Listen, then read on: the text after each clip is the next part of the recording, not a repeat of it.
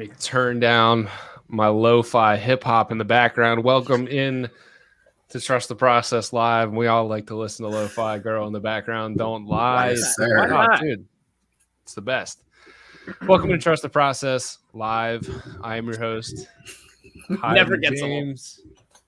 With my guys here, Saffron, Josh. What's up, man? Oh man! First and foremost, if you have a sports media company, just let me know. Hire me. Still looking. Second. Oh my god! I mean, it feels good, man. We'll get to Embiid not winning MVP, but man, the vibes are up. The vibes are up. You can say that. The basketball is up. Last night was one of those games where, and I have a hard time sleeping no matter what, but I had a hard time getting tired after the Sixers game because I was just like, oh man, that was basketball, baby. Let's get into it. I'm ready. Digits Mister, aka Coolish Max. How are you? I'm great. I was live in attendance for Game 4. It was awesome to watch. It wasn't vintage Harden. I won't say vintage Harden because it wasn't quite that. Pretty close. But it was probably his most dominant. I mean, it was by the numbers, right? It was his most dominant scoring performance that he's had as a Sixer, and it was pretty awesome to see in person. He was shooting facing me in the fourth quarter. I was directly behind the basket, and it was pretty awesome to watch. It was pretty awesome to watch, him heat up like that up close. All right, boys. I know it's not football season, but I'm pulling an audible at the line. Oh yeah. We're going straight into it.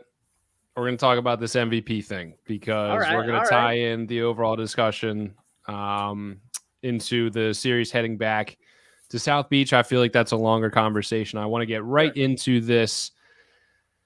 That was announced probably about around 9 a.m. this morning, 8:45, I think it was. Comes in the wake about 9 hours after the Sixers tied up the series 2-2 with Miami Heat on the back of a center who won the scoring title for the first time since Shaq and is playing in a second round of a playoff series with a torn ligament in his shooting thumb and now a broken orbital bone while playing with a mask. Yeah. And it all came on his back. And the series has now shifted since he came back. But the person he lost MVP to was knocked out in the first round. Embarrassingly. So let's dive into this. Joel Embiid lost the MVP to Nikola Jokic. And I want to say this before I get to you guys. The adamance for everybody in the basketball world, and at least from Philadelphia, that Joel Embiid should have won the MVP is not taking away from what Nikola Jokic has done. Saying somebody was robbed and somebody should have won an MVP award does not discount somebody else from being in the running. Nobody has ever said that Nikola Jokic does not deserve to be in contention for the most valuable player award. Absolutely. That has never been said. If you think that's the case, you are out here to troll. Just accept that. That's all you have to do. You just have to know that you are wrong and you are out here for reactions. The NBA and Dave Silver, it's Dave, it's not Adam. There we go. Hate the 76ers and hate Joel Embiid. Transitively, because of what Sam Hinkie did. He does not hate Joel Embiid. He hates the organization because of what Sam Hinkie did. This is laughable. It's a crime to the actual award, and it is. I'm not sure how the writers let it stand, and it tells me that basketball writers are approaching the territory of baseball writers in terms of just ludicrousy that they allow to let stand. And it takes away from what the actual award is. And I no longer care who wins the MVP award because it no longer matters. It was now proven to not matter. So I hear you. I really don't care. And you know what? I made the point probably about 3 months ago on the show that I'm so over hearing Embiid and at that time Ben Simmons claim that they wanted to win Defensive Player of the Year and this and that. I no longer cared about individual awards. I'm done. I don't care. I don't care about sixth man. I don't care about most improved player. I don't care about Defensive Player of the Year. I don't care about scoring titles. I don't care about MVPs. I don't give a damn. Win a championship. Otherwise, I am apathetic. I have reached a level of apathy that I previously thought was not possible. That's my rant. I'm getting Banner, off my soapbox. I gotta call you out a little bit here though, because you're doing this thing. We're like, man, I'm so over my ex-girlfriend, and then you're like pulling up her Instagram and scrolling all through it. You know what I mean? Like you could say one thing, but you seem pretty worked up about the whole. I'm MVP. angry, but that doesn't mean I'm still not where I am. So yes, I am angry. It's fresh, Josh. It's a fresh All wound. right, It's you're a right. fresh cut. All right. I want to just inject here because about the MVP thing, and I'm with you, Banners, but I think I'll say it in more of a tone that's a little bit more carefree, where it's just like, man, who cares? Who cares? Like, as long as us three know, as long as everyone at the Wells Fargo Center knows, which is really the truth, right? Like, I feel for Embiid as a human because I'm sure that getting that award would really mean a lot to him, and he's that type of guy. He was canvassing for it. But the reality of the situation is that I think you're absolutely correct. I think they really do hate the process. Now, the one thing that I kind of, get hung up on is that it's not like Dave Silver hands out the award, right? It's a collection of writers and people who have a voice in the NBA circle. So, is it really the case where all these people hate the process, or do they just love Jokic?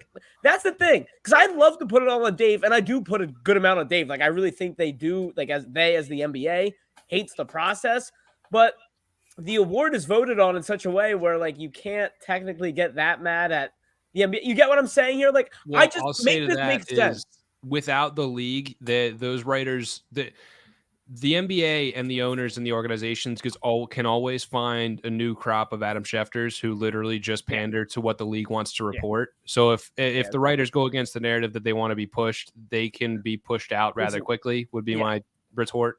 It sucks for Embiid. I think it kind of sucks for us as fans because we still harp on Iverson, and in a good way we harp on him because he doesn't have that ring, but he has that MVP and he's beloved. I think no matter what, Embiid has already at this point in his career reached Iverson status where, listen, if he gets the rings, he's going to be elevated above everyone ever. He is already in an echelon of Philadelphia players where it's listen, man, we know you're the best player in the league. We know you love us back. For us as a city of Philadelphia, it would have been such a nice cherry on top that we have the MVP. But fellas, what did Jason Kelce say? No one likes us. We don't care. So you know what? We have to practice what we preach, and we have to actually not care. And you know who has to care though? Joel Embiid, man. I think this is going to do. I'm a little nervous. Because it could go the other way. He has to play with a chip on his shoulder now, right? I was going to bring that up later in terms of this could really set him off. I'll start off with some positivity here because I think that I think that I'm not going to unfortunately be following the same road that you two are with this whole. Really? Yeah. I'll start with this. Only 3 times since 2000, I think 2000, maybe 2004, something like that, has the MVP won the NBA title in the same year. LeBron 12 and 13, Steph Curry in 15. Most of the time you win MVP, it does not translate to postseason success. Giannis too, I thought. Or no, Jokic won last year. Never mind. Yeah, Giannis just missed his MVP windows. So I'll start with that. What I'll say is this: we at least if you're tuned into the NBA, on a deeper level in terms of you actively seek out NBA content. I guess I'm not as rattled by this because I knew weeks ago that when all the writers tweeted out what they picked, and that subsequently kind of started the conversation between the writers and the players because a lot of players, active and retired, but most people who actually have played professionally, and I cannot believe that Kendrick freaking Perkins has been the general of the Joel Embiid for MVP campaign, but I'll shoot it straight here with you. Kendrick Perkins has typically come off pretty stupid in most of the things that he said in his spotlight, in his media career. I don't know what it is about the Joel Embiid for MVP case. And obviously I have a little bit of bias here. but he has approached this topic so just so well in such a nuanced way that I've quite literally never seen him do about any other topic that I've seen his opinion form on. Right? I got to give Perk credit. Like this whole year, he must have gotten like some media training between seasons because like he's nailed the Lakers. Like this whole year, he seemed a lot better this year. But like for me, the big thing is 6 out is the Embiid thing because he's been on it all year. He's been on it all year. He's been the number one eye test guy. Carry the hell on. Four dot ellipsis. Right. With that being said, this is a regular season award, fellas. And just because they're not announcing it until four weeks into the playoffs, that's where Dave has gone terribly, terribly wrong here. Because the NBA saw the worst thing that they thought could happen, which was be a one seed lose at home in the first round and their MVP gets awarded after their season ends. They didn't think about how much worse the ramifications for the debate would be if that season ended 3 weeks before this event or before this award was handed out. And honestly, as much as I truly believe Joel Embiid was the best player in the MVP this year, a lot of this discourse has been fueled by how I don't want to say poor, strictly because he did play pretty well. But I mean, let's face the facts here. The Nuggets were never a match for the Warriors in their series. He might have got his numbers, but he got absolutely picked on defense. And I think a lot of people, as a consequential result, have been like, whoa. You're telling me that this guy who had to get put on the bench for defensive purposes towards the end of his elimination playoff game is the best player in the league? That causes an issue with me, right? And I think there is some merit to taking offense to that, whether you're a fan of the game, whether you're a former player, and especially if you're a fan of the guy who's going to come in second and you feel it's maybe a little bit unjust because the impact on the defensive end is so clearly one-sided, right? Look no further than the series. Exactly. Look no further than this series, right? We've talked about the advanced stats stuff before.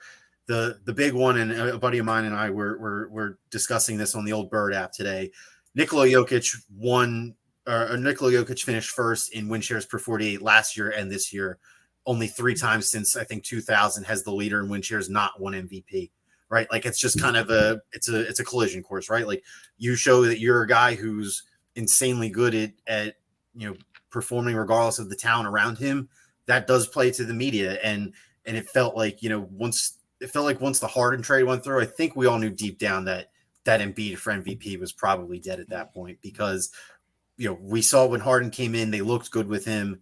And it's like, it's a classic media case, right? Like the media wants to hand it out to the guy that carries the load the hardest. Right. And for most of the season that was Embiid, but when you get James Harden and when it comes time to vote in the middle of March after the trade deadline, you say, oh my God, look at the Philadelphia roster. They have James freaking Harden and Denver's second best player is Will freaking Barton, right? Like clearly Jokic is the MVP of the league. And you all laughed at me when I wanted Barton last year. And no, we didn't laugh. I agreed with you. Will Barton. I don't think any of us were laughing. Will Barton kills the Sixers. I always thought Will Barton would have been a great fit for this team. So I feel dirty doing it, right? This is my Celtics moment, right? Like I just had to kind of shit on the Embiid for MVP campaign. I feel dirty doing it. But if this wouldn't really be that much of a discussion 3 weeks ago, because it would have been like, damn, these are 2 generationally great seasons by these guys. One of them led the league in PER over 48 for the second year in a row. Was dominant offensively, passes like no other center we've ever seen while scoring like he does. While the other guy was the best scorer in the league the first time that anybody's done this since Shaquille O'Neal, who's widely regarded as one of the best players of all time. Like this would be a classic case of just butting heads for the sake of butting heads a couple weeks ago. But quite frankly, the Nuggets' abysmal in playoff showing has really kind of devolved into this. And I hate doing this, but like this MVP was very deserving to either of those 2 guys. I think that hopefully, right, like maybe this is me just being naive and hoping that NBA writers will change. If Embiid, is not in the running for this next year, hopefully he will be. I don't see a world where he isn't, right? Quite honestly, but hopefully this maybe kind of, evolves the discussion on advanced stats or maybe how much defensive impact or overall leadership. And I don't want to say Nikola Jokic isn't a leader because he clearly is the leader of that team, but I think there's clearly evidence that Joel Embiid's defensive impact far outvalues the minor offensive efficiency numbers Max, that Jokic provides. I really think the argument starts and ends with what you said about the team around. You can go the advanced stats route with Jokic, and then you add on exactly what you said, but where you take into account that his number 2 is Will Barton, and that's it, right? And it's no secret. The cherry on top is this: the MVP award has never been who's the best player in the NBA. Like that's really just exactly what it is. LeBron would have won it. LeBron would have won it multiple more times if that was the case, but. Look, I'm a LeBron hater. And I'm saying that. That's just the bottom line. I see. The thing is, for me, that kind of bugs me. Phone charger stuck. Sorry. The thing that kind of bugs me is that the years where we haven't seen the best player win MVP, or maybe like the LeBron Derrick Rose thing, is just like one of the prime examples of our lifetime, right? Like there was quite literally voter fatigue, and I'm surprised. It felt like that was just never a factor this year. Like we saw Jokic win it last year, right? Like they did Giannis back-to-back the 2 years before that. It felt like that Embiid had the storyline. Like the Sixers were the Sixers and the Lakers were the 2 drama hubs of the NBA this year. Like we had the Ben Simmons thing, and the Lakers went from preseason title favorites to scrapping for the 8th through 10th seed for 2/3 of the season, right? Like there was always something to talk about with those 2 teams, and I was very surprised that with how much, I don't even want to say negative media attention, but just how much media attention was given to those 2 teams, that it just felt like the storyline never evolved for Embiid. And I think that kind of gives some credit to this whole, like, Dave is blackballing the Sixers. Like it sucks to still be dealing with this, but like it does kind of feel like that at times. Yeah, I don't know. At the end of the day, all we can hope for is that Embiid just takes this and goes absolutely nuclear down in South Beach. Which, I mean, I don't expect the Heat to be as poor shooting as they were yesterday, but I also don't expect them to playing, maybe. Huh? Said if Kyle Lowry keeps playing, maybe. That's true. I also don't expect Jimmy Butler to be able to keep carrying this team for much longer. But I guess that's a perfect segue to get into the kind of deep dive into what happened. Okay, so Embiid, obviously the rightful MVP, comes back, and in game three, he evens this, or he helps get the train moving to even this series up. Fast forward to game 4, Embiid and James Harden coming off of it was the first time in 24 games, something like that. He had he scored over 21 points. So this is points. What's that? 25 points. Too many numbers, dude. Too many numbers. Too many numbers. So what? So Embiid and Harden help even this series up at 2-2. We're heading back to South Beach. Can we do this? Can we finish this series up? All right. So I'm going to ask you 2 questions, and I'm going to go back. You answer them whichever way you choose. How can the Sixers win it? How can the Sixers blow it? So Josh, choose whichever you want to first. Win it or blow it. Yeah. How can the Sixers do either? Oh, we'll start with win it. We got to ride. We got to ride the wave. We got to ride the vibe. So Digits, you were there game 4. I was there game 3. Banners, you better be there game 6, because clearly we got something going on here that's working very well at TTP. Right. But fellas, I walked out of that building, game 3, most matter-of-fact, stone cold 10 out of 10 confidence. So I'm like, Sixers are running the series. Like there's not a doubt in my mind. The night and day between this team and the night and day between the Miami Heat and their offense with Joel Embiid on the floor and Joel Embiid off the floor. Makes a difference when your center isn't playing against DeAndre Jordan. Yep. Exactly. Or B-ball Paul, and God love him, but come on, man. We can't be putting our faith. He can't hang with Bam. He can't hang with whatever. That's a whole different discussion. But anyways, gentlemen, to me, it's just so glaringly obvious, and I do anticipate it to get much harder. I guess it's tomorrow. Yeah, tomorrow when they head down to South Beach. I'm not liking this USB camera, but anyways, when they head down to South Beach, I'm not going to predict a win or loss tomorrow. Regardless, all that matters is game 6. Either if they win or they lose tomorrow, all that matters is game 6, and you'll at least have a chance at game 7, or you could wrap it up in game 6. I think this team wins by doing exactly what they've been doing, and that's playing fantastic interior defense. Like, it is so simple as that, because their perimeter defense has been a little wishy-washy. Tyler Hero was getting some of his shots yesterday. Sixers were just fortunate he was missing those shots. I don't think that's realistic, but on the same token, Banners, I think you just said it, if you are expecting a 40 burger from Jimmy Butler every game, you're crazy. Hold on, ahead, let me butt in really quick because I was in attendance for the Jimmy Butler 40 burger. You guys remember there was a couple of months when Jimmy Butler was on the Sixers. He was shooting 1 3-point attempt per game. Rarely ever just a spot up, pull up 3-point attempt. Jimmy Butler hit 2 of those last night. 2 of those. Just standing there with the ball, just pulls up from 3 like he's Steph Curry and bang. Like he was quite literally unconscious. Like for a guy that's more known on like the mid-range and really just kind of like getting scrappy buckets and really doing his thing in the fourth quarter.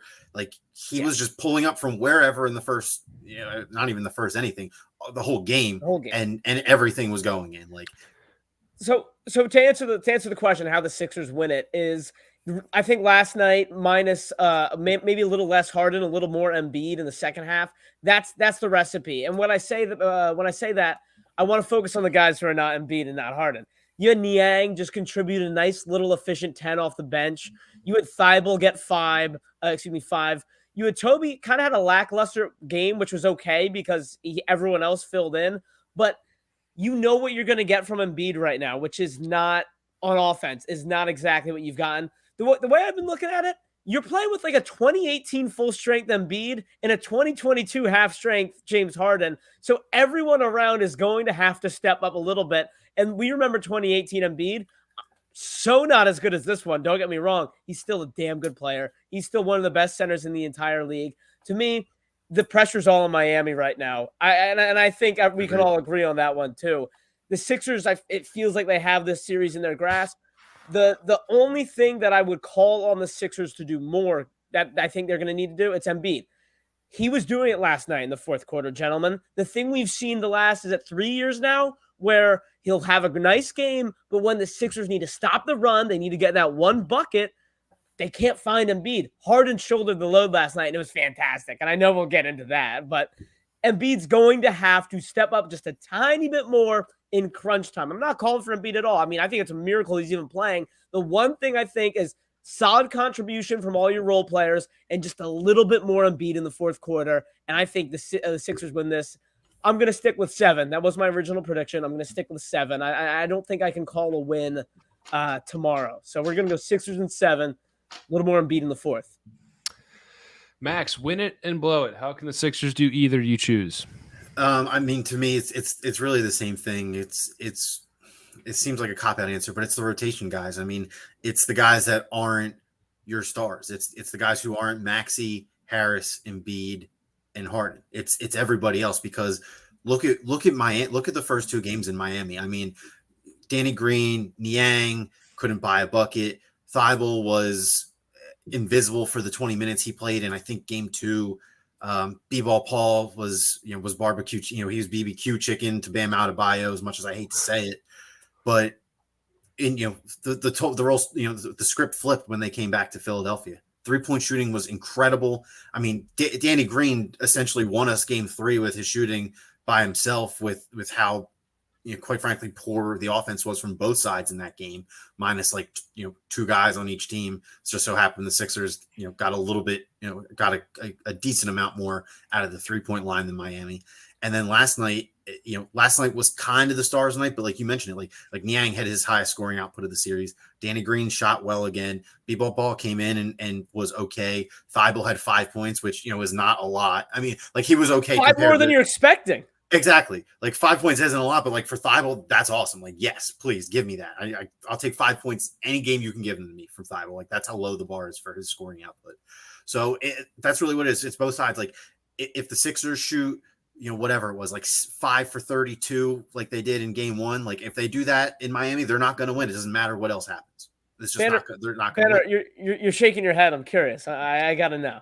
I was more about the commentary on Thibault and just how we're just like so holistic. Yeah, how just we're how we've resigned ourselves to that, because that's the reality.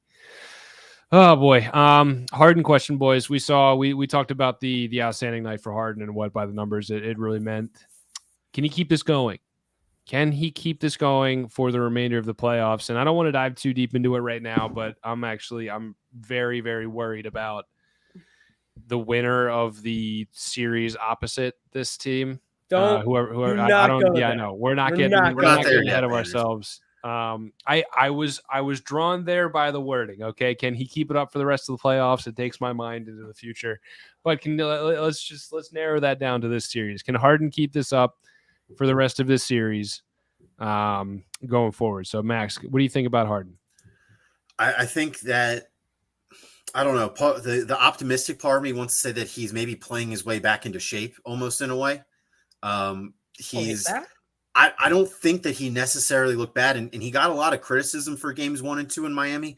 I thought he played pretty well in those games, generally speaking. I think he really got let down by the role players. Like there was just a million open 3-point attempts that were bricked that came off, James Harden creating.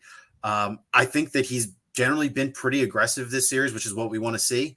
I think that having Scott Foster head in the crew last night didn't help his case, but he still managed to put up 31 on his arch nemesis's head. So that's got to be good for his mental, right? So I'll say this, right? I don't know if, I can't think too far ahead about, can he keep it going in the playoffs, right? Like past this round.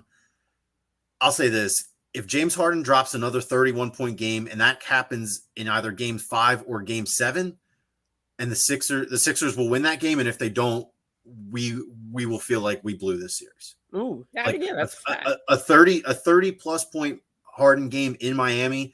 That's the X factor. Like I said it before this season started, or before this series started. I made a joke about it last Monday. You want to go out in Miami and go to live in 11 all night. Go drop 30, go earn it. I saw it happen. He finally broke the streak. And we talk about this adage all the time for scores of even the average level. You see the ball go in the bucket, it makes you feel more confident. That was his best game offensively as a Sixer last night. He had 9 assists going into the fourth. I don't think he got another one because he took over in the fourth quarter that he shouldn't have to every game. But I think just knowing and the team knowing that he has it in him, he can do it. I think that helps. I think that gets them there. I really do. Josh, can Harden keep this up? All right. Well, can Harden keep this up? Hell no. I mean, he can't keep that up. I mean, come on, fellas. The step back was hitting different last night. The step back was hitting different last night. I gotta be real. Hell no. He can't keep that up. But what he can keep up is being exactly what we need him to be, which is what he was last night. And yeah, I mean, 31 points is wow. I mean, that's not what I was expecting considering his last few performances. I got this feeling that James Harden saved his Philadelphia legacy last night because he has avoided criticism, in my opinion. If you take Ben Simmons out of the equation, I would think James Harden is getting flamed in Philadelphia discourse every day. In my opinion, myself included, I'm guilty of this too, because he's not Ben Simmons, because he's not number 25, I'm happy with anything he gives me. So I've been kind of a little bit hush-hush on any James Harden criticism. And I think what's more important yesterday than the 31 or how he looked was when he stepped up and when he was taking those shots. Because I said it a little bit earlier, but this is a game we have watched before as Sixers fans. This is a game that is, you felt the Miami Heat just regaining the momentum and Glenn Rivers looking like a lame duck here, not putting Toby or Danny Green back into the game, just letting them go on too long. I'm like, oh, I've seen this movie before, but this year it's different because of James Harden. And this was the first time where I've really felt like it is different because of James Harden. As long as he can be that guy where there's nothing going on with the offense, where the team is the Heat, Bucks, Celtics, whoever it is going to be denying Joel Embiid. If James Harden has the cojones, which he clearly does, to try a step back, and he'll drill a few of them, that's all that matters because the games really slow down in the final 6 minutes. You talk about the game slowing down in the playoffs. The games really slow down in the final 6 minutes. You saw Bam Adebayo's defense on Joel in the last 4 minutes. They couldn't get the ball to him. And that's been a consistent problem. The amount of games that we've seen ended on Joel just having the ball slapped out of his hands. Give it to James Harden. So do I think James Harden can score 31? No. But I will say, Max, I think there is some merit to your point that he might be playing himself into shape. He looked quicker. Plain and simple. We saw him getting by guys for the first time in a long time last night. So I think there's a lot of positivity to be taken. He can't play this way the rest of the playoffs, but I think he can be the guy who can take a three when the other team's building momentum.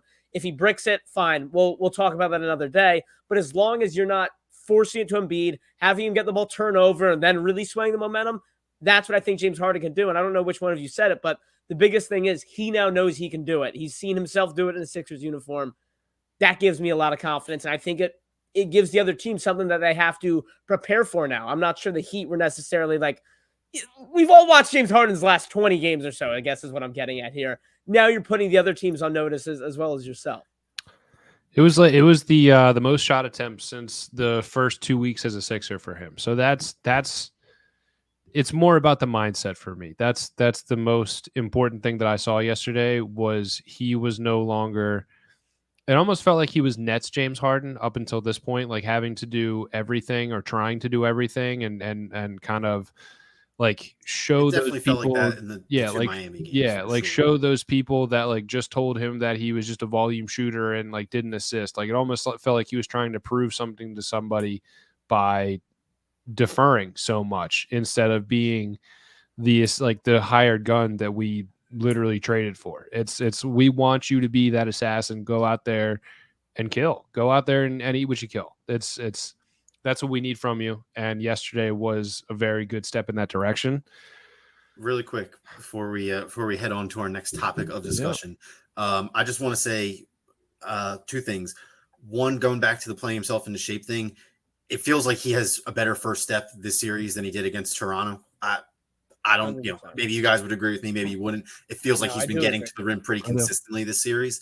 And the other thing, I didn't really notice it so much last night, but in game 3, it did feel like he was a little bit more willing to be a stand-up catch and shoot shooter. Like, when you get the ball, if you're open, just rip it, man. You're a damn good shooter.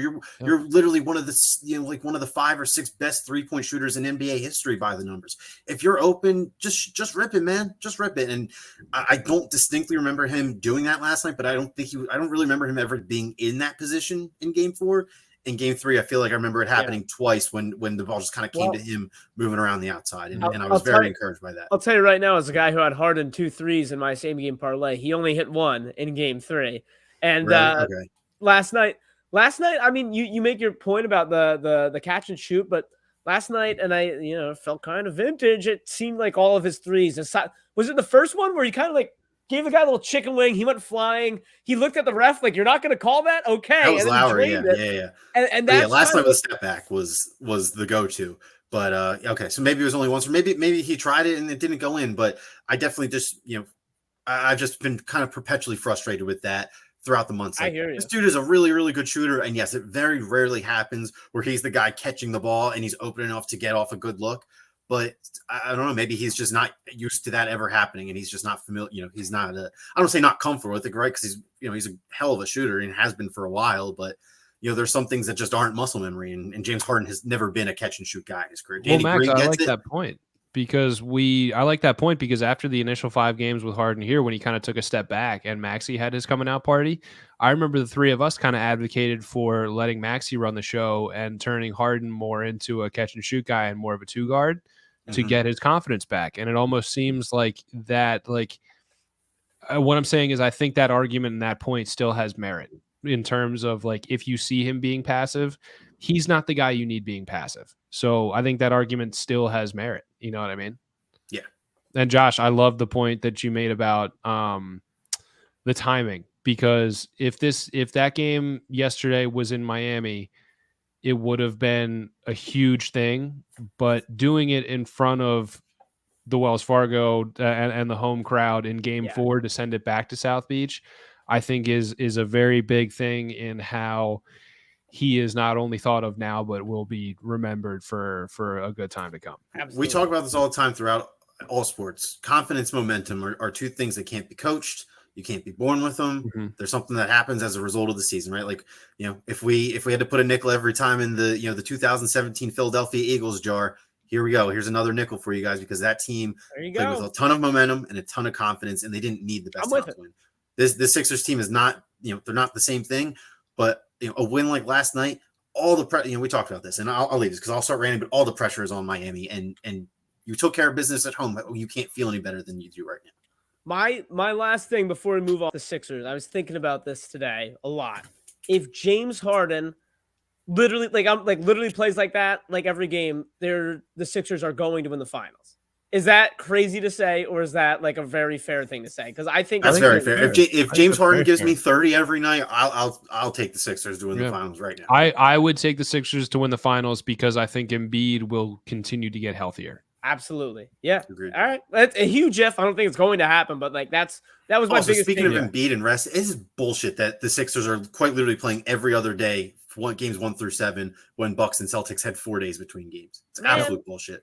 Yep, and they referenced that. And they said get one extra day. Sorry, if Game 7 happens, that'll be Sunday, so they would have one extra rest day in a 7-game series. And the league's response to that was because they had the extra day in the first round, that 3-day gap between the Wednesday and Saturday game in the Toronto series. That was their reasoning for it. It's ridiculous. That's dumb. Whatever. It's absolutely ridiculous. Let's see. We're gonna pivot. We already talked about the MVP matter. We're gonna pivot from one lame duck to another. If I can find, here we go. Yeah, there they are. We're gonna pivot from one lame duck to another, and I was saying that in referencing the managers and the coaches, but it almost feels like the Phillies as an entirety are just a big old lame duck right now, boys. So Josh, what's wrong with these Phils? What's troubling you? What's troubling these Phils the most? Yeah, I mean, I don't. The thing that sucks about the what was it, a 6-run blown lead, the 7-run ninth, like I don't want just to talk about it. disgusting. Just disgusting. Banners, that's what I was gonna say. Is like it's almost too far away. Like I wish we should have just like a reactionary like anger session after that. I would have broken something. But it's not even the pitching. Like that's the bad part for me. That I really have a hard time swallowing. Is you talk about that game and like it sucked. Norwood, what was a 4 earned, and then you bring in Knievel, and then he can't close the door. That sucked. And the pitching, look, they're not lights out, but that's not the problem. The problem is the amount of money you went out and spent on your offense. The problem is on paper how good this offense is, and it's small sample size, but I just checked. The Phillies are 11th right now in the MLB in runs scored per game.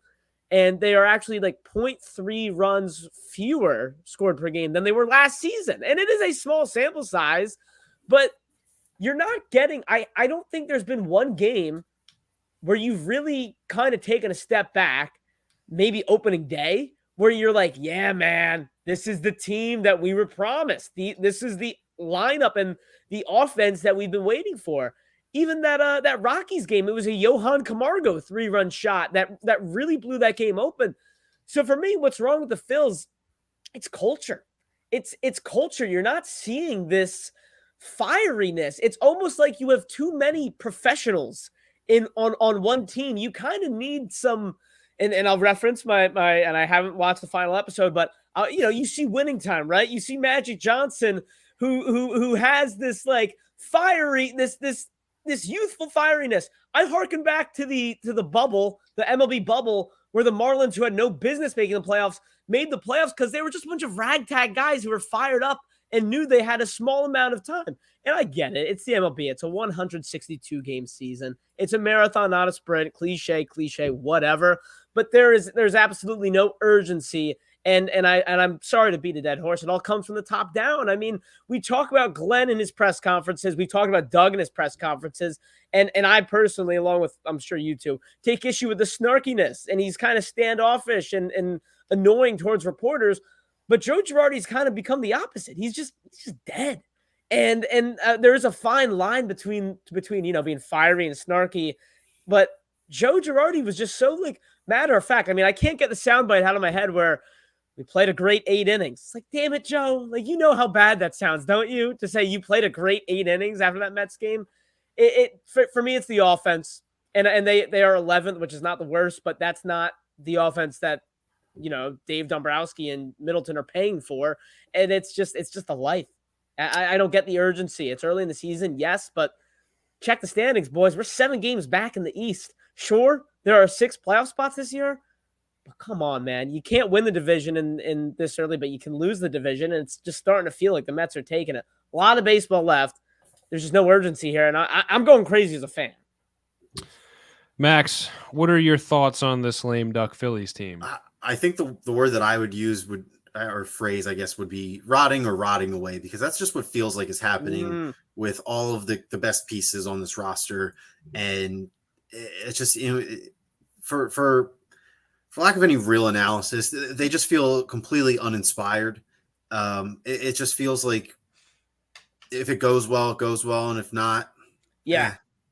I like we'll get out there tomorrow. Great way to put it. And sure, like it doesn't, it's not a big deal in May when you're 30 games in or whatever. But this team doesn't have a switch. They're not proven. They haven't done shit. They can't.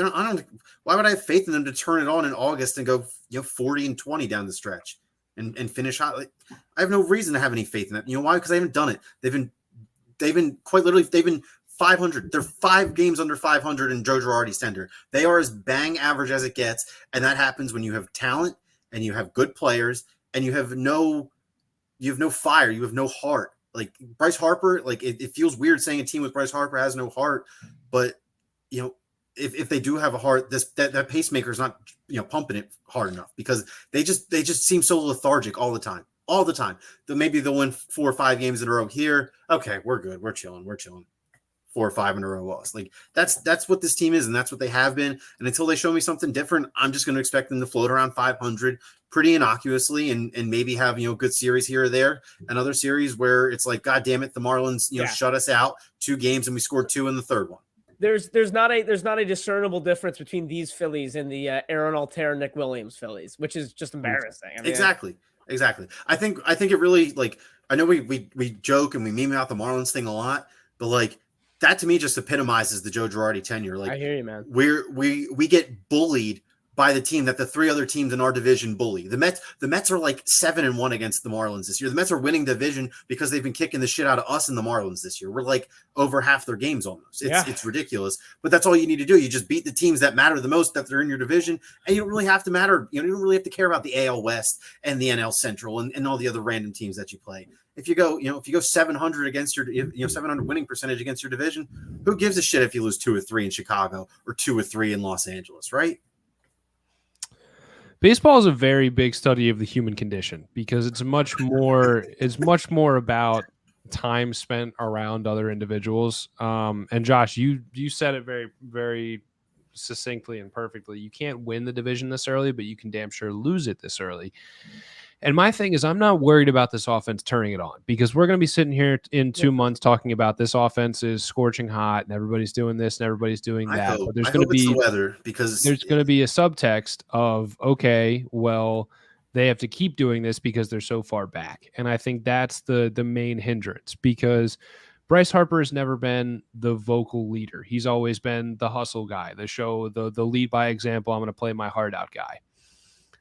They brought in Kyle Schwarber because, I mean, if you look back even through high school, this guy, all he does is win.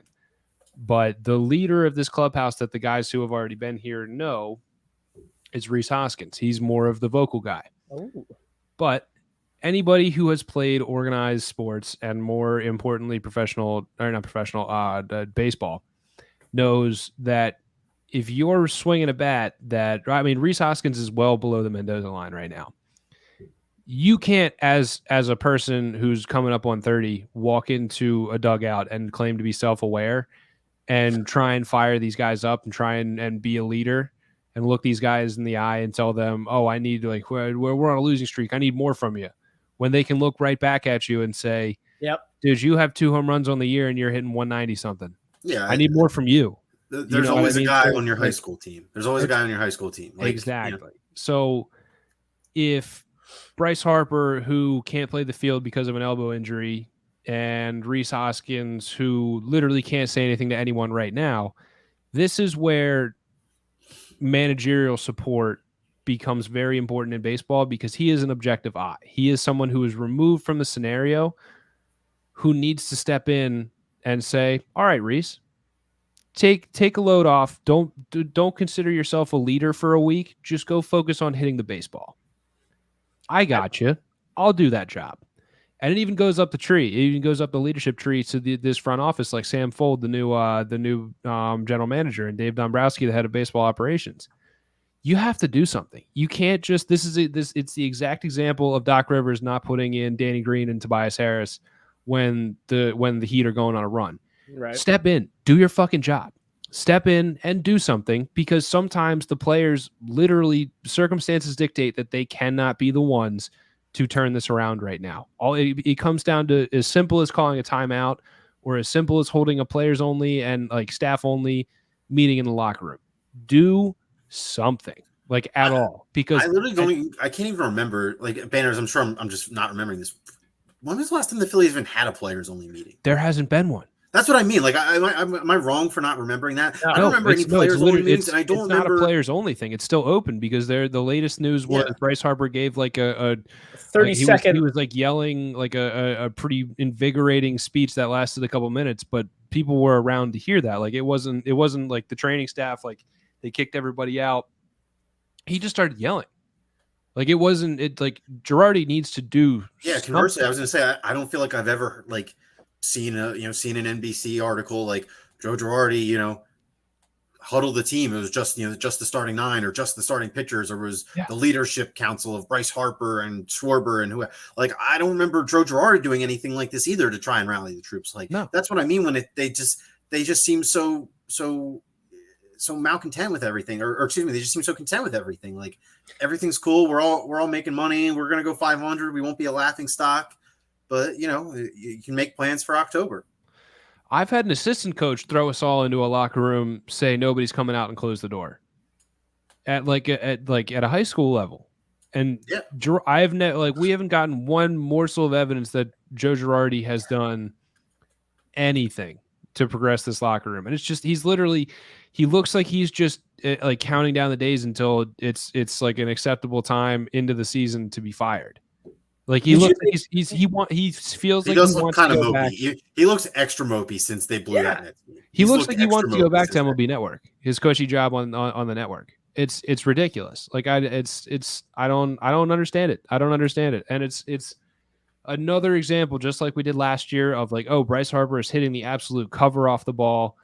Do you guys think it'll be enough to overcome the 4.5 games they are back with a month and a half left? Yeah. Like I can just see us having that exact same conversation in a couple months. And it's just like, dude, this is, and it'll be the 4th in a row we've done it. Yeah. It's so avoidable. Just the guy you pay millions of dollars to manage your baseball team needs to manage a fucking baseball team. It's just so mind-blowingly simple that I don't understand how it can't be done. You guys should have heard my pregame speeches for my high school volleyball team. Man, the Phillies could use me right about now. I think we should. I think we should get you in there, Josh. Honestly, dude, if anything at this point, because I know Girardi isn't giving a fucking pregame speech. I'm getting to the point though, like just closing thing. Like you're gonna need someone new. Like whether it's Castellanos or like even like I know he's never played. Like just get like Bryson Stott to start like lighting a fire. Like I know he won't, but it's just like you guys put it really well, and I hadn't really thought about it too deeply. It's just the cast of characters. It's kind of what I was saying, where you got too many professionals. Like no one's gonna really like challenge anyone. I feel like JT feels like he could be this great leader, but that's not his style. He's more of he's a professional. He's a businessman. He shows up. He does his job. He's pretty calm, cool, and collected. You need someone new. What do we think? Castellanos? Could it be Castellanos? It's going to have to be either Schwarber and Castellanos. And Ethan, this is a huge thing that people really aren't talking about. It's a lot of bad luck. There's a lot of bad luck going on here with the Phillies hitting. They just don't hit with runners in scoring position, which again, kind of like it brings it back to the sense of a lack of urgency. Oh my God! I just don't. This is never happened. I want to move on. I'm actually getting this has like never happened to me before. Sad. I actually don't want to talk about baseball right now. Like look. Last thing, I think there's something weird. Even if they do poorly on the road trip, I think there's something to be said about you just go out west for a week, you get away from home for a little while, and then. Is that starting tonight? Do I have late baseball on tonight? 9:40 Mariners, baby. Oh yes, let's go. It's terrible. I know we're all being. I love the 6:40 start times, boys. I know. Skipping right over halftime, we're getting into our second half here, boys. And we're going to not skip right through. We're going to breeze on through it. Buy or sell. I'm going to tell you some stuff. You're going to buy it or you're going to sell it, but you're going to tell me what you're doing. NBA playoffs. Grizz regular season track record without Ja. All right, buying or selling that, Josh? Selling it because of the word regular season. And I Grizzlies at Max, I know you know this. Grizzlies were darlings to bet on all season.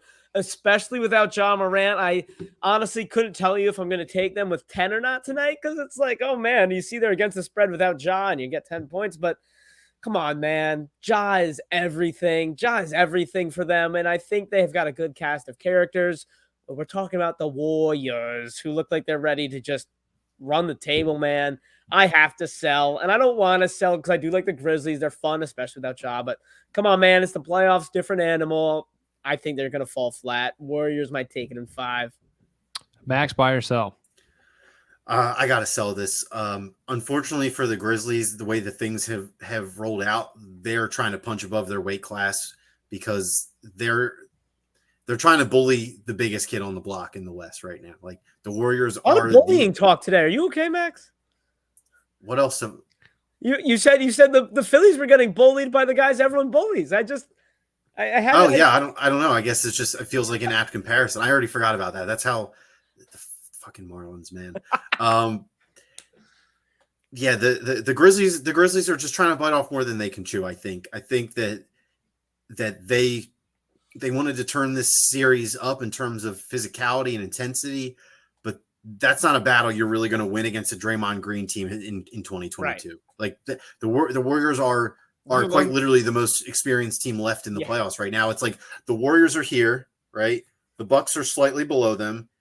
And then you have like the Heat kind of like sort of here-ish, like maybe a little down there. And then pretty much everyone else is just kind of on this even playing field. Like the Suns are where the Heat are. They have one finals in the last couple of years. I'd say the Grizz are like below the screen though. Like they are far and away the most unexperienced. Yeah, exactly. And like you said, they've been great without Ja this year. They had an insane straight up record without him. Like it was like 20-3 by the end of the season or 21-3 by the end of the season. But ask 36ers fans. Is it easy to win without your best player in the second round? No, it's not. A lot of it's kind of funny because a lot of the talk around Jokic and the record that the Nuggets had, it kind of centers around the same argument that when looks like Ethan had the same exact thought. So it comes down to scheduling.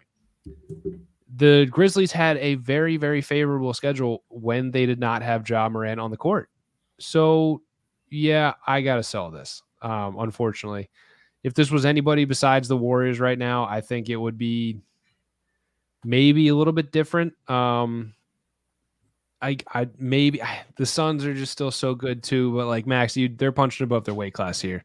Unfortunately, I think it bodes well for the Grizzlies long term in having that kind of cohesion on their team and being able to run such good and the Grizzlies try to treat the Warriors like the Timberwolves. Wow, okay. That's an interesting way to put it. I mean, am I wrong? No. Which is it's really funny to look at. That just hit me right now. Yeah. It's the easiest way to put it.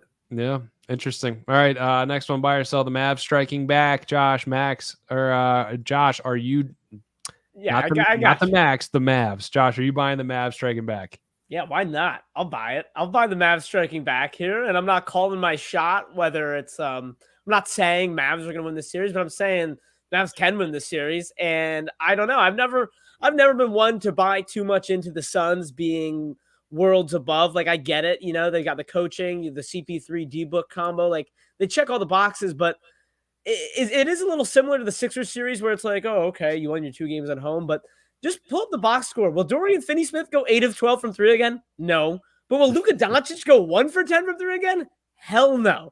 I just don't think this series is one-sided. And I made a big gambling error on the series where I took the Mavs game 1, and then I sort of shied away after I was so dumb. And then the Mavs get good. You know what I'm saying? Where you get it wrong, so then you just stay away. But I really think this series is very far from over. And while Doncic was injured, I think there's some merit that he did get some rest and he'll be charged up. I think this is honestly more of a fate of the Suns, and when I really look myself in the mirror. And I don't know, Max, you're more of the NBA guy than I am. For me, I'm kind of going off of vibes here. I just don't think the Suns have it in the tank to be that number one team that everyone heralds them as. You buying or selling, Max? I'm buying the Suns still. Josh, I don't think you're as wrong as you think you are with the whole vibes thing because. All right, good. The Yeah, NBA, I felt NBA stupid finals saying it, but I believe in what I'm No, saying. I think you're onto something, right? Like the NBA playoffs is obviously much different than March Madness, but there's something about a postseason run you need good vibes for, right? Like you need to keep you're already attached to the hip with your teammates and coaching staff throughout the regular season, but it's different, right? You're traveling city to city, you're going back home, you have your days off here and there. In the playoffs, you're in Dallas for 3 days, then you're back in Phoenix for 4 days, and you're in Dallas for 4 days. Like there is no commingling, there is no linking up with other friends, there is no who's around in this city what night. Like you're going on back to back business trips, right? Like that's the way to put it. There's no just night in and you're out the same night. It's a totally different dynamic. You're a lot more together, right? And I know that sounds weird, but vibes need to be high or else teams will fall apart. Look at the Utah Jazz, right? Like the vibes were clearly bad for the Jazz going into the playoffs, and it showed on the court, and it showed that they were not only got worse. Exactly. It only got worse. And it felt like, as soon as the Mavs won game 2, it's like, okay, never mind. The Jazz are absolutely cooked in this series if they just lost to the Luka-less Mavs, right? So I think vibes are important. With that can I interject real quick? I want everybody to be as confident in themselves as Rudy Gobert is. Because to be able to take that stance, like, hey man, either me or Donovan Mitchell,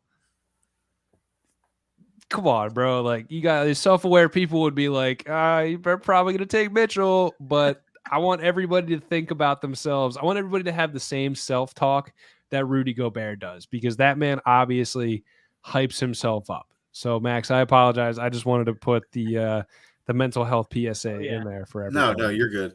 You're good. So vibes are important. And then, I don't know, just getting back to the Suns really quick, I think that the Mavs are growing a lot this year. I think we all expected it to be the Grizzlies, the team that grew the most this year. I think it's going to end up being the Mavs when it's all said and done. I think they figured out what they got in Jalen Brunson. I think they figured out that they are in serious need of interior defense. But other than that, they've got some decent pieces. They got a solid 3-guard rotation. I don't necessarily think Spencer Dinwiddie will return, but we mentioned Dorian Finney-Smith having an explosion game. Him and Reggie Bullock have been kind of 2 peas in a pod with being, pretty solid 3-and-D guys. Like they're not the most elite at it, but like the structure is there for the Mavs. And I think the Mavs are. I'm just saying they've got like a really sneaky good cast of characters. They're none of these guys where if you're like building an NBA team, you're like probably never really going to pick these guys, but like, come on, like Dinwiddie. I've always been a Bertans fan, even if I shouldn't be, but like I totally forgot about Bertans. Yeah. There you go. Like they have a solid piece. And the last thing I was going to mention in terms of their growth is that, sure, this isn't Jason Kidd's first, this isn't his first trip to the playoffs, but this is the first time he's ever done anything of merit. Like when he made it with the Bucks, they were just a first round formality for whoever they were playing. And quite honestly, he did not look the part.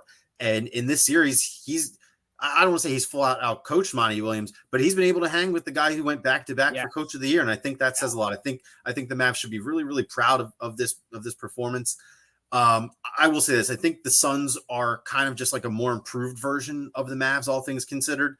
And I do think this whole Chris Paul family member controversy, you guys know I'm a little bit of a narrative sucker. Sure. I think the Suns handle it in game 5. And I think when they go back to Dallas in game 6, I think they're maybe a little extra fired up knowing what transpired here last time. And game 4 was the worst game Chris Paul's had, both professionally and by default, the worst game personally he's had, like in terms of like family getting messed with. Like, we talk about this stuff all the time. Like that's a revenge game. That's a short turnaround. He's not going to forget that happened when he goes back to Dallas in 4 days for game 6. That is a fair point. Yeah. I have to sell it just because the Suns are a better team. I'm not buying into a big reason why the Suns aren't scoring late is because Bridges has been falling off and his kind of he has not played well this series. He really hasn't played well. I can't buy into that fully. It's bad when Jay Crowder is like easily the Suns' third best player in a series. Like maybe DeAndre Ayton's had some good games, but like Mikal Bridges has been probably less impactful than like Cam Johnson this series. Yeah, which is saying so. I like Cam Johnson, but like I can't buy into this drop off from Bridges so far. So I can't. But the next year, man, the Mavs are going to be a ton of fun. Like if Jalen Brunson is your third best scorer on a good team, that is a contending team. Like if Brunson's your third option and they can figure out a way to add somebody right below Luka, like it is. I like what the Mavs are building, man. For sure. So what's that? I was just say for sure, and I think that like just quick side note, like Mark Cuban has in an era of sports where quick results are not, or a lack of quick results typically end up in flames for the organization. Mark Cuban is an old school guy. Like he let Rick Carlisle hang around longer than he needed to. Like Mark Cuban does still genuinely believe in the like things take a couple of years to build, not just you have a guy as good as Luka win me 60 games now. Like I think he gets it, and I think there's a good. I don't know if you guys have seen this. I think there's a very legitimate chance that Rudy Gobert ends up in Dallas, and I think that would be quite the interesting fit. The interesting fit. That would be really interesting. I hate Gobert so much, but that would be very interesting. Yeah. But I mean, he's a hell of a lot better than Dwight Powell as your rim blocker. Yeah. As your rim protector. Well, I don't hate Dwight Powell either, but like that's I don't either. But I mean, I'm always down to slander Rudy Gobert, but I can't bring it to the point of saying that him and Dwight Powell are remotely comparable. Yes. Yeah. Last buy or sell, Milwaukee icing things in Milwaukee. Josh. Yeah, I'm gonna buy, and I mean I just don't think this goes 7. And I thought this series was going to go 7. I think it's Bucks in at least 6, maybe even 5. And no disrespect to the Celtics, it's just like I'm a big eye test guy. I think we're all more or less eye test guys, but it's just the visual of watching the Celtics versus the Nets, and then watching the Celtics versus the Bucks is stark. Doesn't even begin to explain it. So. Well, I don't think it's cut and dry where I'm like, book it. Celtics are absolutely done and dusted. It's just watching the Celtics against the Nets. It looked like you were watching the second coming of Jordan in the form of Jason Tatum or something like that. It's just crazy to see what happens when the game is slowed down, when you face legitimate defense and a team that is championship tested in the Milwaukee Bucks. I wouldn't rule the Celtics out altogether, but I got to stick with the Bucks, man. It's just so simple. Like, there's no one that can even slow down. Maybe there's no one that can stop Giannis, and it comes down to the Bucks defense. Honestly, we knew the Bucks defense was good. Just seeing how they've really been able to bottle up Tatum and Brown, man. I got to go with Milwaukee here. I'm buying. Max, buy or sell? The Bucks will put it on ice back home in Milwaukee. Yeah, man, it's tough to say no. Like, I want to think this series goes 7, but yeah, it does feel like Milwaukee's just kind of been one, like not even a full step, maybe like a half a step ahead this whole series. Jason Tatum has not been good. Like that's really been the biggest difference. Giannis has been incredible while Jason Tatum has been pretty pedestrian. And we know in the NBA playoffs, you need your best player to be playing their best. And if not, you're most likely not going to win that series. So I think that's kind of what it comes down to. But the Celtics are another team that sure, they've had Jaylen Brown and Jason Tatum for a while, but I think they took a lot of steps forward in terms of figuring out their core. Guys like Grant Williams, Robert Williams III took a huge step forward this year. Not to go too deep into their bench, but even guys like Peyton Pritchard and Derek White, who are going to be there for the next couple of years, have kind of settled into their role in terms of what they provide and what's expected of them. So I think the Celtics are another team, I hate to say this, that have a pretty good core and a pretty solid identity in terms of who they want to be. Just right now, it just seems like they're getting outplayed by a team that's maybe a little bit mentally tougher than them. Boys, I'm going to buy it simply because I just want to see Josh's Celtics lose and be out of here. Damn it. So. Yeah, that one's not going away, bud. Low blow. Not until the playoffs are over. Away, bud. Oh, man, that's it for buy or sell. So before we get out of here, boys, who has a tap out? I know somebody's got something. I got a little tap out here. Go for it. Just a little fun one. Graduation, we were going out, celebratory events. Came to a conclusion that if you were from Philadelphia or the surrounding Philadelphia area, there's one beer to get when you're out, and you get a Yuengling on draft. Like that is the objectively correct drink order. Like sure, you can get like your rum and Coke, or like you can get whatever you want. You know what I mean? But like if you're getting a nice domestic at the bar and you're from the area, you got to be getting Yuengling. Like you're just not a Philly guy. Called a lager. You go up and order a lager, they hand you a Yuengling. There you go. I mean, it's a plain and simple tap out. I was at I can't remember, the Morgan's Pier. You fellas been to Morgan's Pier before? Of course. Yes. Great vibes in the warm weather at Morgan. Great vibes, fantastic operation they got there, and I'm over here like, oh man, I'm gonna order a drink and it's gonna be $10, and I can't afford that.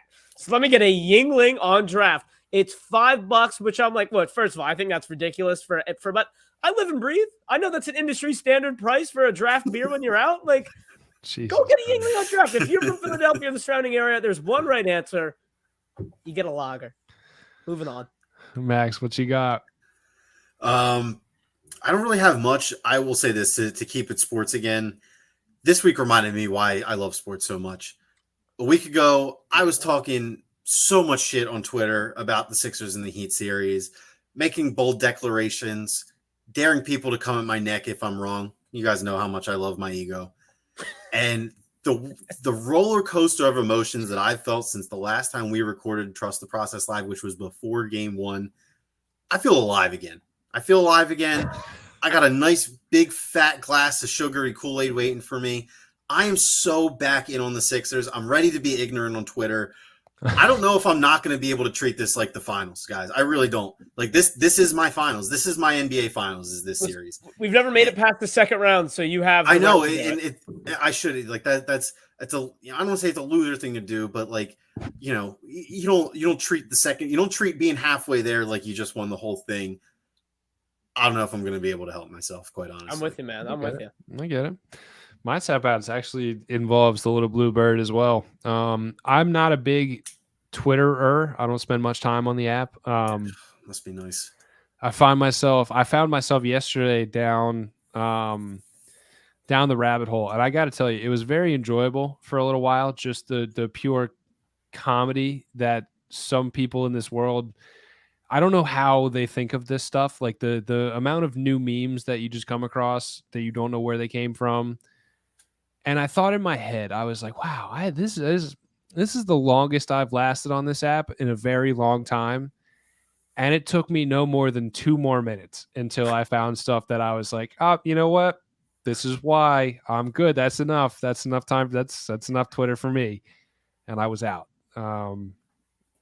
It's just, Max, good for you, man, that you can put up with those. Every day I question it. But then every now and then, you see something hilarious, and I'm like, fuck, I can't get off the bird. The bird just. I'll tell you what, I saved a couple new memes yesterday though they're good. They're good. That's gonna be it here for us on Trust the Process Live. We'll be back next week with what should be by that time. Game series will be over, man. Series will be over. Will it be, or they have that extra game of rest? Game 7 Sunday. Over. Game 7 7 will be Sunday. If Game 7, if necessary, would be Sunday. So we'll know. So we're either going to be super happy or you're actually, depressed. you know what? You're going to want to tune in either way, because it's either going to be us talking about some really exciting topics for the Eastern Conference Finals, or you're going to watch 3 grown men destroy some mope stuff around for an hour on live. It was fun last television. It was. And we're not going live to tape. We're throwing stuff on the air. Okay. Oh man, we're brought to you by we are Trust the Process Live, brought to you by My New Philly. Man, I need coffee at night anymore, boys. Where something's always new and everything's always Philly. We'll catch you next week. Like I said, series will be over. Tune in either way. 1 hour 26 minutes till first pitch tonight, baby. Every time I think that I'm out, Banners, they pull See me you, Philly. back in.